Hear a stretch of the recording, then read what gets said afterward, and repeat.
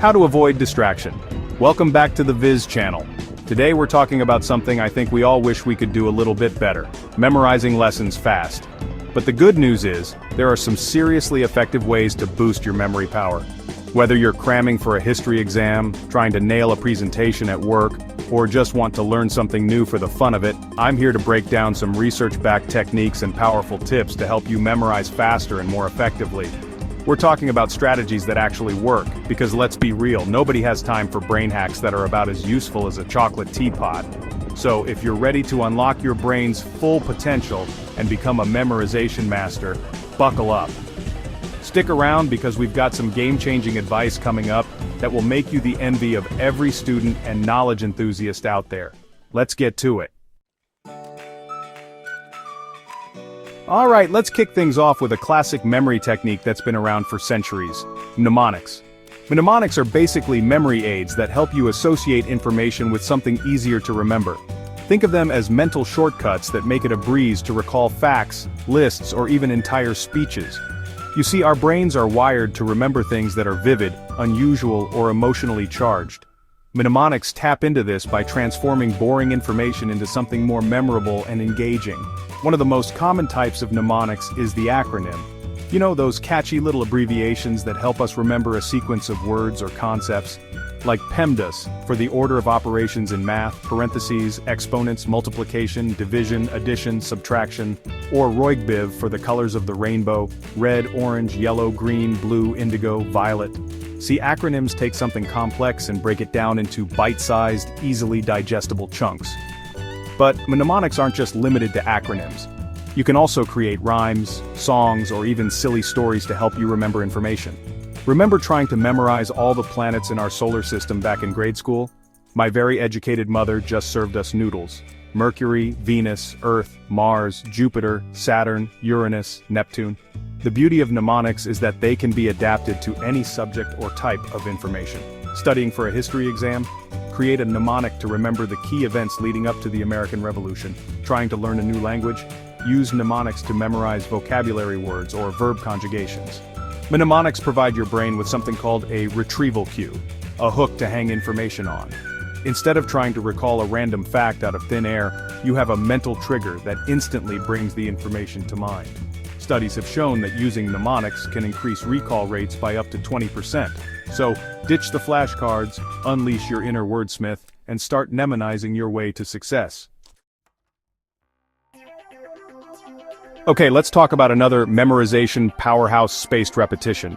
This technique is backed by decades of scientific research and is basically the antithesis of cramming. Spaced repetition is all about working smarter, not harder. It's a learning method where you review information at increasing intervals, gradually spacing out your study sessions over time. Here's how it works. Let's say you're trying to memorize a list of vocabulary words for your Spanish class. Instead of cramming them all in one night before the quiz, you would review them the next day, then again 3 days later, then a week later, and so on. The key is to review the information just before you're about to forget it. Think of it like this. Imagine you're watering a plant. If you dump a whole bucket of water on it all at once, it's going to drown, right? But if you water it consistently over time, giving it just the right amount it needs to thrive, it's going to grow strong and healthy. Spaced repetition works the same way with your brain. By revisiting information at strategic intervals, you're essentially giving your brain a chance to encode the information into long-term memory. Each time you review, the neural connections associated with that information become stronger, making it less likely that you'll forget it. A study from the National Institutes of Health showed that spaced repetition strengthens long-term memory by reinforcing neural connections. Participants who used spaced repetition significantly outperformed those who crammed when it came to recalling information weeks later. So ditch the all-nighters, embrace the power of spaced repetition, and watch your memory soar to new heights. There are tons of apps and software programs out there designed specifically for this purpose, like Anki and SuperMemo. Chapter 3.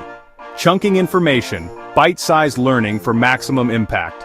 Alright, let's move on to our next memory-boosting technique: chunking.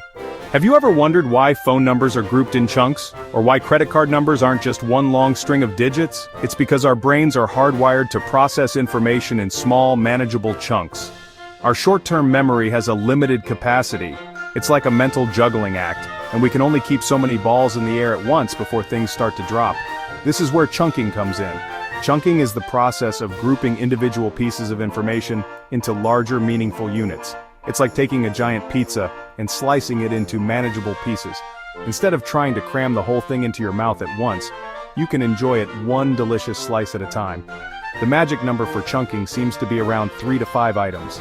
This is based on the work of psychologist George Miller, who proposed that our working memory capacity is about 7 plus or minus 2 items. Now, this doesn't mean you can only remember 7 things at a time. It means that our short-term memory can hold about 7 discrete units of information, whether those units are individual letters, numbers, words, or even concepts. So, how can you use chunking to your advantage when you're trying to memorize something? Let's say you're trying to remember a long string of numbers, like a phone number or a historical date.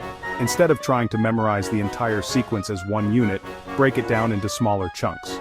For example, instead of trying to remember 1, 2, 3, 4, 5, 6, 7, 8, 9, group it like this. 1, 2, 3, 4, 5, 6, 7, 8, 9. See? Much more manageable. But chunking isn't just for numbers. You can use it for anything from memorizing lists of vocabulary words to learning the lines of a play. The key is to find meaningful ways to group the information together. Chunking works because it reduces the cognitive load on your working memory. So the next time you're faced with a mountain of information to memorize, don't panic. Just remember the power of chunking. Chapter 4, The Protégé Effect, Teach Your Way to Memory Mastery. Now let's talk about one of the most effective, yet often overlooked methods for memorizing information, teaching it to someone else. It's called the protégé effect, and it refers to the phenomenon where teaching material to others enhances our own learning and retention. Essentially, when we take on the role of a teacher, it forces us to engage with the material on a deeper level, making it more likely that we'll remember it ourselves. Think about it. When you're teaching something, you can't just parrot back information verbatim. You have to truly understand the concepts, organize them in a clear and concise way, and be able to explain them in a way that makes sense to someone else. This process of actively recalling, summarizing, and elaborating on the information strengthens the neural pathways associated with that information, making it stickier in our brains. But the benefits of teaching go beyond just memory. When we teach, we're forced to confront our own knowledge gaps. We quickly realize which parts of the material we're shaky on and which parts we need to review. So how can you incorporate the protégé effect into your own study routine? You can start by simply explaining concepts to a friend, family member, or even your pet. Another great option is to create your own mini lessons or presentations. Pretend you're teaching the material to a class and record yourself explaining the concepts. Trust me, your brain will thank you for it. Chapter 5. Visualize your way to a photographic memory. Our brains are wired to be visual creatures. We process visual information 60,000 times faster than text. So, why not use this to our advantage when we're trying to memorize information? Visual aids like diagrams, charts, mind maps, and even just doodles in the margins of our notes can make a world of difference when it comes to understanding and remembering complex information. They help us see connections between ideas, organize information in a meaningful way, and make abstract concepts more concrete. Think about it. What's easier to remember? A dry, text-heavy definition of photosynthesis, or a colorful diagram showing the process in action, with arrows indicating the flow of energy and labels identifying the different components? A study from the University of California found that people remember 65% of visual information compared to just 10% of written information 3 days later. Visuals act like mental Velcro, latching onto information and making it stickier in our brains. But visual aids aren't the only way to harness the power of visualization for memory. We can also use our imaginations to create vivid, memorable images in our minds. This technique is especially helpful for memorizing lists, sequences, or even foreign language vocabulary. The more bizarre, funny, or emotional you can make your images, the more memorable they'll be. So, the next time you're struggling to memorize something, ditch the flashcards and embrace the power of visualization. Your brain will thank you for it. Chapter 6. Memorization Mastery Unlocked. And there you have it, some of the best science-backed ways to memorize your lessons fast. From mnemonics and spaced repetition to chunking, teaching, and visualization, we've covered a lot of ground today. And the best part is, These techniques aren't mutually exclusive. You can mix and match them to create a personalized memorization strategy that works best for you.